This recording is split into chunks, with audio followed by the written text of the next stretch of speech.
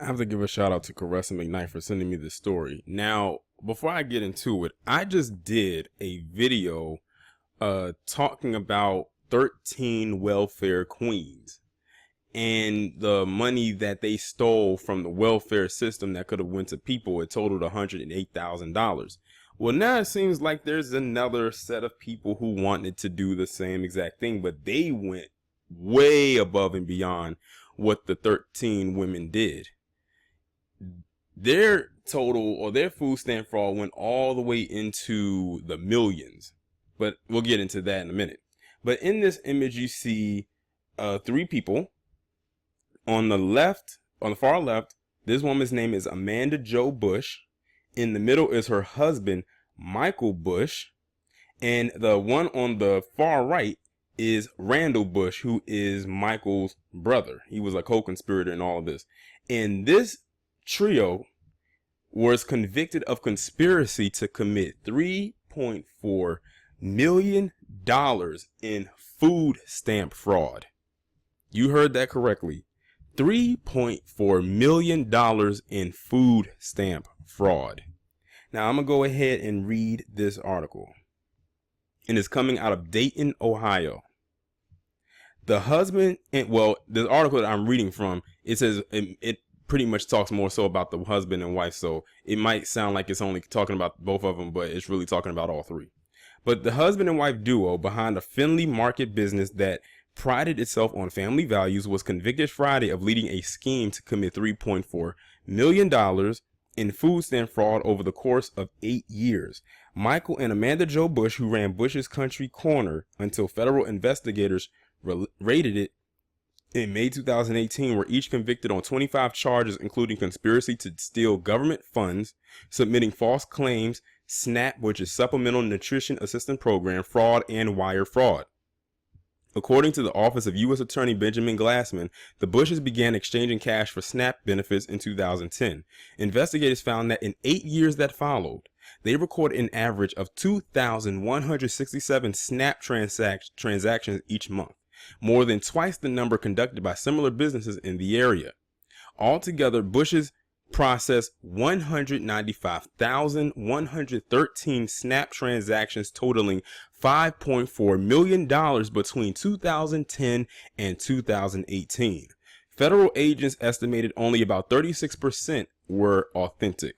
Co-conspirator Randall Bush, Michael's brother, pleaded guilty to 19 counts of SNAP fraud in April and was sentenced to 5 years probation. Now, listen to that.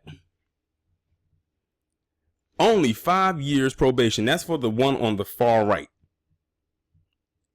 Now, that's something that, in my opinion, should be felonious in nature. But look at who the subject matter is. And they love to say and crack down and say that black people are stealing all the welfare. This is exactly why I'm so glad I have a loyal subscriber base, because they just know what type of stories to send me. Because they know what angle I'm going to come at this with. And it's not going to be at the way mainstream media does it. And I'm glad I'm not contracted by them, because I probably would have been out the door from the minute I opened up my mouth. Because there's no way I would have been able to cover this the way that I wanted to if I was under a contract. These are palm-colored individuals doing this right here. They are the ones that commit the most welfare fraud in this establishment, but they will have you to believe that the welfare kings and queens look like you and I. A black person wouldn't even get that far. I just did a story about the 13 women who did $108,000. Black people probably wouldn't have gotten past 1,000, even in a group, in a ring, let alone 13, or in this case, let alone 3. And these individuals did it for 8 years and went into the millions of dollars.